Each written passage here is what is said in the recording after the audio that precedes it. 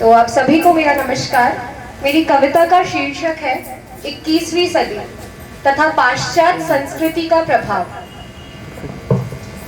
21वीं सदी या पाश्चात्य संस्कृति का प्रभाव, जहां मानव भटक चुका, वह पथभ्रष्ट हो चुका, ऐसी हमारी भारतीय संस्कृति तो नहीं। आधुनिकता का नाम दिए और सभ्यता की ओर हम बढ़ रहे हैं। हम सूर्योदय से पूर्व ही सूर्यास्त कर रहे हैं। हमारी संस्कृति का हम विनाश कर रहे हैं।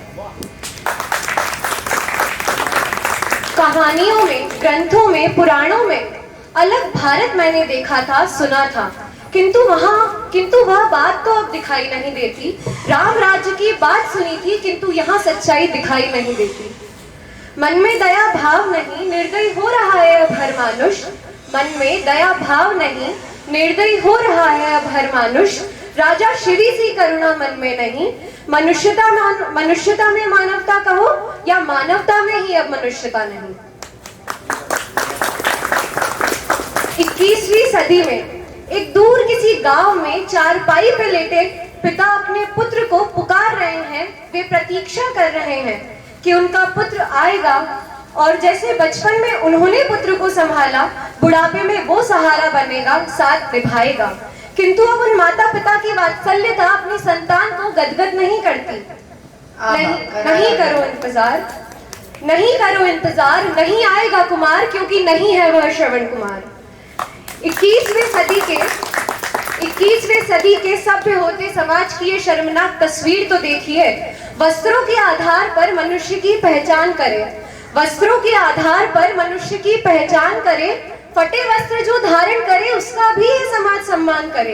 किंतु फटे जूते गरीबी को दिखलाते हैं, वे आज भी पिता की मजबूरी तथा शर्मिंदगी का कारण बन जाते हैं। ये सभ्यता कैसी जिसमें संवेदनशीलता नहीं। भला ऐसी तो हमारी भारतीय संस्कृति नहीं। बहुत बढ़िया स्थिति, बहुत अच्छा कह रहे हैं। भ्राता अब राम नहीं, भ्राता अब राम नहीं, लक्ष्मण रूपी अनुज तो नहीं, किंतु इस कलयुग की राजनीति में कोई विभीषण भी तो नहीं। मनुष्य नम्र नहीं, उसके मन में प्रेम नहीं, धर्म नहीं।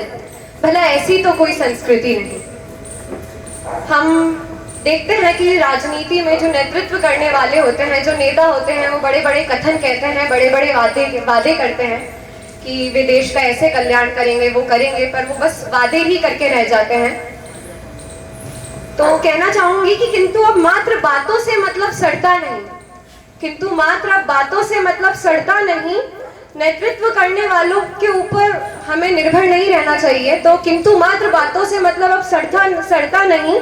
और अगर भारतीय पूर्ण निष्ठा तथा ईमानदारी से कार्य करे तो देखो कैसे यह देश पुनः निखरता नहीं। अवश्य चुनौतियां तो अपार है, सामने सिंह की दहाड़ है। क्षमा करें, अवश्य चुनौतियां तो अपार है, सामने यदि पहाड़ है तो भीतर सिंह की दहाड़ है। अब इस देश को मेरा सर्वस्व अर्पण करती हूँ, मातृभूमि के लिए प्राण भी अर्पण करती हूँ। स्मरण रखो, देश के लिए स्वयं को मिटाना है, संपूर्ण जग में यह भारतीय ध्वज लहराना है, संपूर्ण जग में यह भारतीय ध्वज लहराना है। बहुत बहुत धन्यवाद।